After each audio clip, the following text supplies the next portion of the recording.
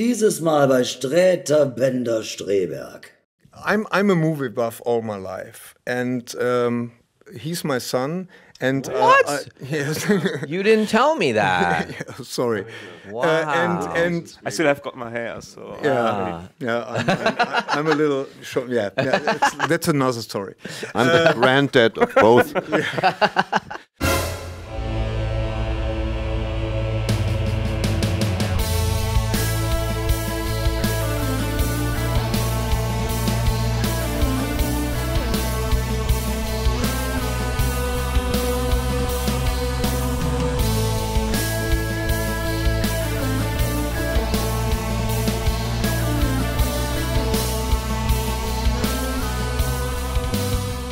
Und jetzt Sträter, Bender, Streberg, der Podcast. Thanks for joining us. Yeah. Thank you very much. It's an honor. Yeah, it really is. It really is an honor, and Thank we just saw the movie, so our Literally. yes, Yeah. yes, In the morning at 8 o'clock. In the What? morning, of course. which is yeah Today. Wow. yeah. So it's Yeah, we're totally tired. our but thoughts are It's still fresh in Still our fresh, minds. okay. Yeah, Okay. Yeah. yeah. So, but before we go into detail, I have to ask you about the trailer.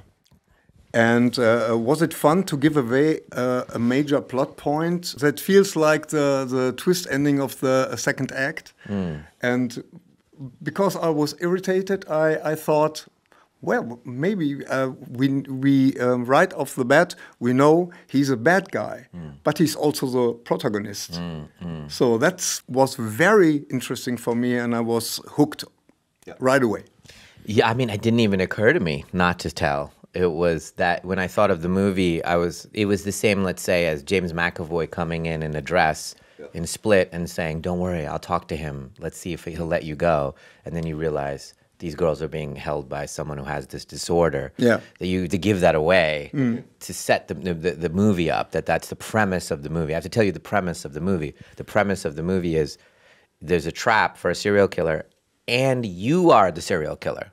So your emotions are going to be tied to his for the most part. Yes. And you'll root for him against your will for him to get out. Yeah. So that's the kind of the fun of the narrative point of view. Yeah, yeah. Is it the most difficult work to edit a trailer when you have made a movie? You know, I have amazing partners. So, you know, I've made most of my movies now in the last decade with Universal and Warner Brothers, and they are both the top of the top. And they have the best trailer cutters and people. So we talk at length about, so the people that are that are working on the trailer, they're the first person I meet, the first person I say, come to my house. The creative person is the point person for me, because they have to understand the story I'm telling, why I think it's universal, why I think it's going to connect, the angle of it, the tone of the movie, even before I make it. So they come to my house, I spend a ton of time, I show them my influences, I get them involved like part of the storytellers. They are part of it. So when they're cutting the trailer and they're figuring it out, they're coming from the same place I am. So that's my philosophy of it. So, yeah. So, Trap is a thriller unraveling during a Taylor Swift-like concert. And so, what is the origin from this idea? You know, normally it's a very kind of simple way of making movies. I think of an idea, like my next movie, I have an idea, I write it down in a notebook, and it either grows like a snowball or it doesn't. That's it's really simple. In this case, it was an intellectual conceit of me and my daughter talking and saying, hey, let's do something really different. Can you write an album directly for a narrative? If I wrote a thriller, could you write a whole album, 10, 12, 13 songs, 14 songs? And she said, I think I can. And so I said, let me think of a thriller, of how we could do this, because Purple Rain has been one of our favorite movies, and I thought very distinct at its time, and since then, very, very, very hard to do what I just said, which is why it's been 40 years. It's extremely hard to do. And so we started talking, and I said, oh, what if it has to take place in some place where the characters would listen to songs, right, organically, because it's not score, it's playing as a diegetic storytelling. And Purple Rain had it in a club, music club, so he's like, let's not do it in a music club. So a music festival or a concert, and I was like, well, maybe an indoor concert, that's at least claustrophobic. Then why would we want to stay there the whole time? What tension could happen at a concert? And then I thought of this idea, and I told Seleka, I said, what if they're trying to catch somebody at this concert and they set a trap? But the songs aren't random songs. So are they? Is it fair to say they are a story device? I mean, Seleka, basically what I asked her to do is write 14 songs essentially in 10 months. That's my next question. Yeah. In 4 years, maybe? No, in months. 10 months. That's why it's so impossible to do. Like, when you think of those individuals that are capable of doing what Seleka just did, they have to be writers. They have to be producers. They have to be mixers. They have to be their own entities. So, Phineas and Billy could do it. Taylor could do it. There's a handful, but the list ends real quick. Yeah. Because you have to be able to go, hey, Seleka, Billy, I need this for this scene. You write a song that makes me feel this way for this scene.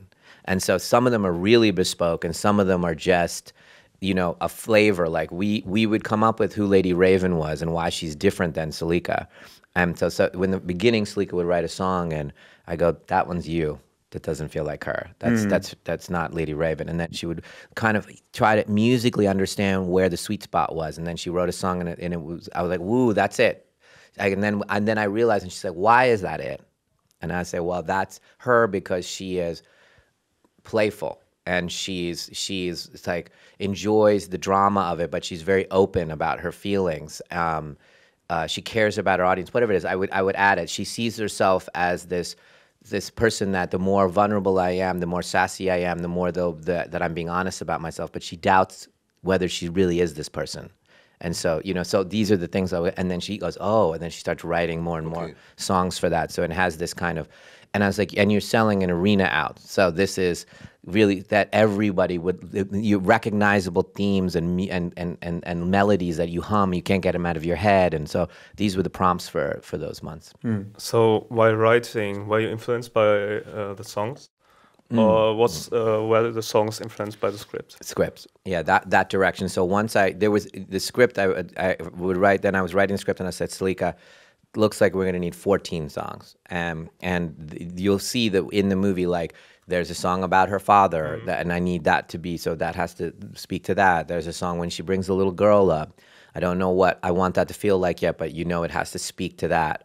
So those were moments like that, and I think there should be a feature in the middle where you bring someone up, so you have to do it with someone else. So there has to be this like, hey, I got this person, and they arrived. All these pieces had to be there, and then she started to kind of score his excitement. Some of the songs are like, because he finds it very playful when he's caught. So these individuals don't get super scared; they get stimulated as they get very close to being caught. As they run towards it. They run towards the danger. My favorite thing I studied was the top profilers that chase these guys. They'll be flown into, like, let's say a city where there's a lot of serial killing, and they'll talk to all the federal people and all the police in a room, and he'll say, here's one thing I can tell you. You have already talked to him. Yeah. I really like the scene where he's moving through the police through that was brilliant. Police, and I like the scene on the rooftop. It's almost like a shark. Yes. And he's aware that they're looking, and he's right here, but they can't. Pretty fine definitions of his face, just for 2 seconds, and then he gets back. Yeah, he drops and comes back. You saw, and that particular take, that last take where he became dark. And he bumps the last guy. It was a really interesting take. He did that in the last take, and I was like, ooh. Yeah. He dropped it a hair early. He's pissed. How difficult is it to handle 20,000 extras? It was very interesting, because if you're saying to thousands of extras, the building's collapsing and aliens are coming. Everyone, and action, they're all like, and you're like, cut, why are you doing that? And that's an alien, oh my God, an alien, they're acting, and that's not great, because then you're asking thousands of people to be great actors. That's not thing. But in this case, we were like, come into this arena, sit down in the arena. Hey, you guys are at a concert. And so they know what that feels like. Okay, and then we gave them the music beforehand. So they knew the songs. And then where the lights went down and we had a full real concert. So they just were watching the concert and reacting, and they were really enjoying themselves, and we just turned on the cameras, you know? So it was a very, things you saw were very organic, and we did one song a day and put on a real concert, so they weren't pretending. Nice. Yeah. But how did you handle the scenes between father and daughter when they were talking? And was there always live music in the background? Yeah, so very complicated. Exactly that what you're saying. Yeah. So what we would do is you have it's super technical. Well, how it gets back. Should I try? Let's hear it. Yeah. So you would do Seleka and would do the whole performance up there with the dancers and everything, and they're all watching, and then we would cut into something called a thump track. So you just hear boom, boom, boom in the rhythm of that particular song. So it goes like she's singing, and then it cuts to a thump track. He says the dialogue loud, but all the extras have earpieces in, so they're still hearing the thump track so their movements are exactly the same. Yeah. Well, meaning the ones that are seen, close. Right, that way, and the crowd is hearing that, so they can keep it going. But the ones very, very close are still hearing the song, being sung, and so they keep singing the song. So it's a complicated thing. And as soon as he's done the dialogue, the thump track goes away and it goes live again. And it's a very, very complicated thing. But they got used to it, and I would teach all the extras how to do this so that we don't have to choose. I don't want them pretending. Yeah. And so Seleka and those guys, they would also hear the thumb track and keep doing all the movement so that they didn't miss a beat about what was actually happening. Boy, super complicated. There's so many moving parts. It is. It's crazy. But yeah. How did you get It's quite insane. Yeah. It's insane. How did you... I wanted it to be a real concert, so I don't want to pretend, because you can feel this stuff. Like when you watch in movies and there's even if it's a real singer and they're playing a song, they're pretending. What's the worst movie you have seen? No, I won't tell. And why is it A Star Is Born? You feel in some songs that you see in movies that that's not real. Yeah. Yeah. That's not that dance move, that costume, that lighting, that song doesn't represent a world that really exists, Yeah, I see it in The Bodyguard. I think The Bodyguard was typical for that. Yeah. Very artificial. I don't like it. You have to put so much love into it. Yeah. It's like, if you went to, like, same thing, like if they went to a gallery and somebody just made up paintings, you'd be like, that's not a real painter, Okay. Yeah. That kind of, you know it. Or when you see a scene, like, say there's a riot or something like that, we can smell it's not real, because each person has to have a reason they were there and why they chose on that day. It's complicated to make it real. It's no spoiler to say this movie includes 228 twists. Do you write it backwards? Is there first the idea of twists and you write it from the end to the start? This one was very different again. I wish I wrote the way I wrote this one. I don't write this way, which is I didn't know where it was going. Really? Yeah, and I just kept writing. And that's the way novelists write most of the time. Like, I hear Stephen King, that's how he writes. He's like, what's going to happen? Then he gets up in the morning, he does it every day of his life, because I can't wait to see what happens. And he doesn't know where it's unfolding to. And this had that birth to it. And I don't know why this particular one. Maybe because it all takes place on one day. Maybe it's, it's one sequence. I'm not sure why I was so comfortable just letting it figure out. Like, I'm trying to talk without giving away anything. The movie stopped way earlier than where the movie stops in the first pass. Yeah, that's my question. And then how much of your darlings do you have to kill? It wasn't. Well, there was a few, but that wasn't as much the predominant factor as, that's why. Okay. And then I realized as a writer, this was the movie. that this was what's happening from the beginning, and I didn't realize it, that it unfolds into this movie, a specific thing between two people, that, oh, that's what I was watching, and it feels very satisfying. So I had that satisfaction moment as a writer, and then the audience has it. But each movie's different. Sometimes you wrestle it for months and fight it, and boom, boom. You know, each way in is different. What makes... sorry. In new movies, you prefer to have these confined spaces. If it's you know, a village or a house with grandparents, and why is that exactly? What is it about these confined spaces that interests you? They really do. I think, you know, limitations are my favorite. I love it. Like, if you, first of all, you come to my house, it's natural wood. There's no stain on anything. It's just very simple. I prefer minimal artistic things. Like, you know, I always tell the cast and crew that we make sushi. That's what we do. Least amount of ingredients at the highest quality. That's what we do. And then the audience will taste it. You know, you don't need to keep adding. So the limitations are a great thing. And then I use your imagination to finish the painting. You know, the best thing that ever happened was the shark didn't work in Jaws. That's the best thing that could have happened. Change cinema, because it didn't work. So you can only glimpse it. You know, a barrel, a fin, movement of water. That's it. Sound. You know, and that made it partially. We all finished the painting. In that, and so that I believe in that the theory of incompleteness. It becomes bigger. Yeah. Actually, I heard you recently talk about Jaws, and you said that its balance is basically perfect. It's funny, it's scary at the same time.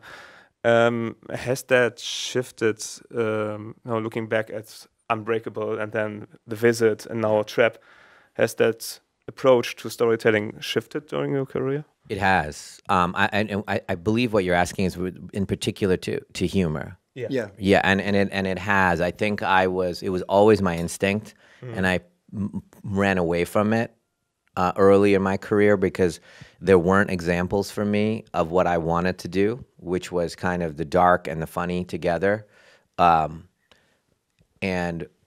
it just wasn't there in the marketplace, and I didn't have evidence of anything succeeding in that way, so I was very scared of it. In fact, the industry kept on saying, well, that won't work because humor reduces stakes, and the god is thriller, and you're hurting yourself. You can't make fun of the movie. You can't make, you know, it becomes, you know, and the sinus curves are canceling each other out, you know, and so I believed that for a while, and then The Visit was really for me.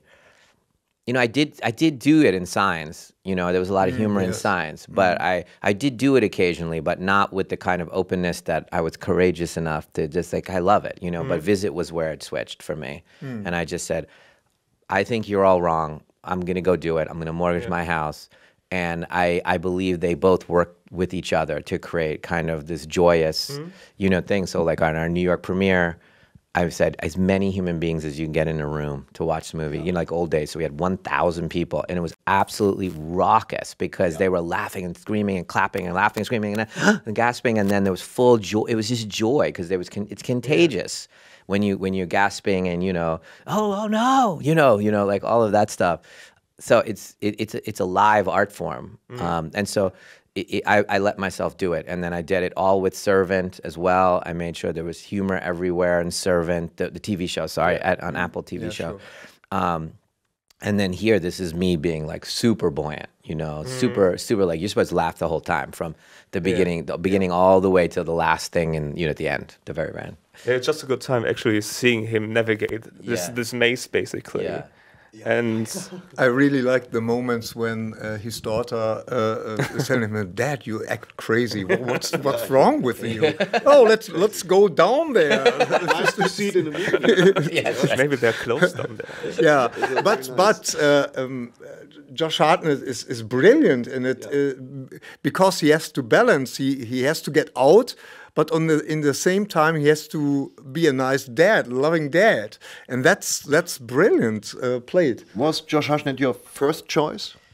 It always is like an energy that you put out in the world. Yeah. And, you know, the way I make movies, I pay for them and I kind of put it out and I say, hey, this is the type of movie that I want to make. This is the character's so specific. And this has happened to me, you know, multiple times now, which is, you know, put something very, very, very specific and exactly the right human being comes in the door. Okay. And whether that's Haley Joel Osment or Bryce Dallas Howard in The Village or James McAvoy in Split or Josh Hartnett in this, because like no one could have played the part better. And Was it all about the smile of Josh Hartnett? No, you know, it's weird. He has 3 daughters. I have 3 daughters. He doesn't live in Hollywood. I don't live in Hollywood. You know, we were successful in our 20s. We wanted to leave the industry, came back again under our own terms. There's lots of energy things. Yeah. But he's a superstar that is totally willing to take risks. That combination is almost unheard of. I mean, just unheard of. So just the perfect guy. He just gets, you know, the tones that I'm going for. So he pulls it out, you know? Okay. What was it like to collaborate with your daughter every day on set? It's an interesting thing. Our house is a house of artists. It's not. It's just how we relate. You know, it wasn't much different than how we relate. You know, we all talk about art all the time. It's a serious business at our house. This is not a kind of house of, you know, opportunity or exploitation. That's just not where we're coming from. We're coming from, you know, what does this sound mean? What does jazz make a human being feel without the repetitive thing? Those literally are dinner table conversations and understanding it. Why does someone return even the philosophical conversation to a movie that is, you know, a repetition of a previous movie? Why is there so much comfort in that for a human being? What safety does that give us? These are literally every single moment of our lives we're having these conversations. So now we're just having it on the set about this particular thing. And Seleka is, you know, world-class musician. So since 4 years old, it's 23 years, 24 years, been working at the highest level. And so being able to talk about who the character is and what we need from it. So then sometimes she would write a song like Liar where the song is ironic and he's like, oh, I can't believe my daughter's like singing a song about a liar. And he's trying to dance, you know. And sometimes he gets into the groove because Lady Raven's being mischievous and he's like, yeah, I'm matching you, you know. And in the graphic novel of it all, they are against each other. The butcher character who's compartmentalized, and that's his superpower, versus Lady Raven, who's connected to everyone, and that's her superpower. Yeah. So I'm a movie buff all my life, and he's my son. And what? Yes. You didn't tell me that. Yeah, sorry. Wow.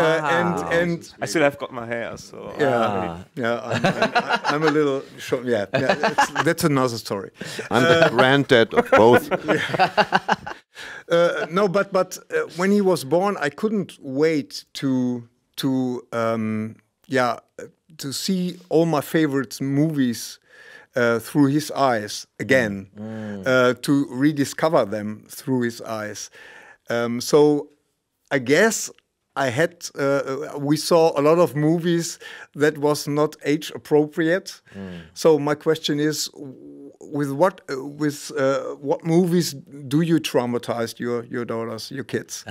Well, the 2 older ones really loved scary and darker things, so they watched it a hair earlier than the youngest one, who's very scared of things. So she watched my movies much later in her life than the other 2 who saw them earlier. And I showed the other 2 them in order on their birthdays, like the way I shot it in order. So each of their birthdays I would show Sixth Sense at 10 and then Unbreakable at 11, and we have like a big deal about it as we show them each birthday. Yeah, and what movies from other artists, from Spielberg or from? Oh yeah, they're you know, again, movies are sacred at our house. So you know, I don't know if it's same in your house with your dad, but sure. It's absolutely sacred. You come when they bring their friends over. We say it jokingly, but it's not. We're not joking. Don't talk, don't comment, don't get on any phone. You don't. We don't do that here. I'm sure you're really funny, but don't talk during the movie. Okay? I'm sure you're really witty and you know all that stuff. And every thought that comes into your head, it's not gold. Don't say it out loud. You know, like we'll be like, just watch the movie. Just experience. Yeah, just experience it. And so the kids are always like that because they're not used to that. I was like, if not, get out. You know, this is a house that's sacred. This is sacred. So they always tell their friends, hey, my dad's not kidding. You know? Don't. If you want to watch it, let's watch it. And they do, and they love it, and then they have an experience, and we talk about it, and it's beautiful. Yeah. What's your own favorite movies of your own? Is there a favorite movie, or is it ever? It changes and evolves. It is always always the newest because it represents where I am. But of course, it changes and undulates my relationship to who I was at that time. So they're all so much about me. Most of them are real reflections of who I am at that time. And so I don't, it's funny. It's like an actor who makes a choice in the moment and you go, what was that thing you did? And they go, I don't know. I was just reacting. And that so much of it is like that for me in making movies that I don't even recognize. Like I opened up like scripts and I'm like, if you put a lie detector on me, I'd swear I didn't write it. But you have write some twists for eternity. No one can use it. Just the twist in Sixth Sense. Mm-hmm. It's just so nobody else could use it. Is it that are you sitting there and say that's the twist? That's the one twist. It's never like that. It's again that's the way I think. Again, it's consumed, and Of course, yes. One journalist said that to me is like, do you get the same question of like twists and do you feel suffocated? I was like, I said, this is a conversation you're having amongst yourselves. I feel like I'm not even involved in this conversation. You guys are just talking to each other over 30 years, So it's an interesting, I'm like, you've been having it between yourselves. It really doesn't reflect how I feel about movies at all. I mean, I'm in the thriller genre primarily, which is essentially muscular mysteries. Okay. That is the genre I'm in. So it's a mystery. For us, it's the magic of the thriller. It's just the magic touch. What the characters are going to learn something. Yeah.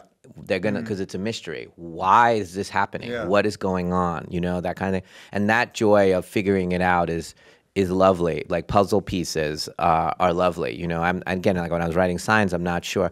I think I was, thinking, wow, there should be something that comes together for them that seems coincidental. That was like something in my head, that saves them. Yeah. So our last question. Oh, man. Would be what can the audience expect when they see Trap in the movie theater? We know it. Yeah, we know it, but not the audience. I think a real theatrical experience, the whole concept was to have the immersion of being in a concert, that feeling that I saw a real concert, and the immersion of being in a very taut thriller at the same time. So you get both colors and mixing those two kind of live experiences together to make a very unique and intense experience. It's meant to be watched in the movie theaters, and you're supposed to have that gambit of feelings of joy and fun, and then absolute terror. Yeah, I think you totally nailed it with this one. Thank you, brother. Yeah, you really did. So that's all. Thank you, guys. Thank you very much. Thanks. And good luck with the movie. And we great can't to wait. Meet you, your son, your granddad. Thanks. Take care, guys. Thank you very much. Kuckuck. Tja, hallo. Ein ereignisreicher Vormittag liegt hinter uns. Das Interview, auf das wir so lange gewartet haben, liegt hinter uns. Und es ist eigentlich genauso geworden, wie wir es uns erhofft haben, oder? Ja. Ja, ich dachte, man kriegt nur was geschenkt. Nein, es ist genauso geworden, wie wir es erhofft haben. Wir haben einigermaßen fehlerfrei, einigermaßen intelligente Fragen gestellt. Mr. Shyamalan war überaus Shyamalan, Mann. Ja, Guten Tag. danke. Keine Angst. War überaus charmant und Genau. ja, war schicki. Er war redselig und wir haben noch den Herrn Hartnett. Der ist uns buchstäblich über den Weg gelaufen. Ja. Und Du hast ihn sofort verschreckt. ich habe ihn sofort verschreckt. Super Typ, so groß wie der Kölner Dom. Ja, ganz genau. Ja. Nein, aber Er hat hinterhergerufen, er wäre gut gewesen in eine Stadt. Oh ja, Spoiler. Er hat sich umgedreht gerufen, thank you. Ja. Das ist ja schon schön. ja. Und ansonsten waren wir im Adlon, einem wirklich eher weitläufigen Hotel. Viel Flitter, viel Marmor, Genau. viel Kikeriki. Ja. Wir haben heute Morgen den Film gesehen, zu nachtschlafender Zeit um 8:30 Uhr. Genau, hat aber schon Guter Thriller, muss man sagen. guter Thriller, ja. Das Setting, guter Thriller, gut gemacht. Spannend, witzig. Spannend, spaßig, Ja. toll gespielt von Josh Hartnett. Ja, mehr weiß ich, mir ist halt warm so. Das ist auch Shyamalan's beste Rolle. Ja, genau. Ein Shyamalan's am besten gespielte Rolle, sehr charmant. Ja, also, ja, es war, ja, also ich kann nur immer wieder sagen, es ist genauso geworden, wie ich es mir erhofft habe und noch mehr. Und von daher sage ich, alles Gute auch beruflich und ich hoffe, euch hat es auch gefallen. Okay, ciao. Lutsch mich rund und nenn mich Bärbel, der Podcast.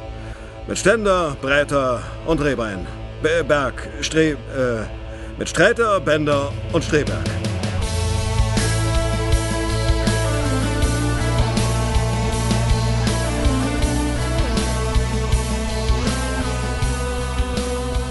Falls euch das gefallen hat, bitte liked uns. Oder falls euch das gefällt. Es kann ja sein, dass Sie es noch nicht gesehen haben. Ja, okay. Oder falls es euch gefallen wird, vielleicht. Es kann ja sein. Also, was kann man alles machen? Man kann uns liken, empfehlen. Genau. Und abonnieren. Ja. Ja, vor allem. Abonnieren, das klingt übrigens. Wie als klingt würden das? rumänische Organhändler, die ja alle 4 Wochen was schicken. Ja. Das tun wir nicht. Die sogenannten Abonnieren. Manchmal brauche ich so eine Sekunde. Ja, das ist überhaupt kein Problem.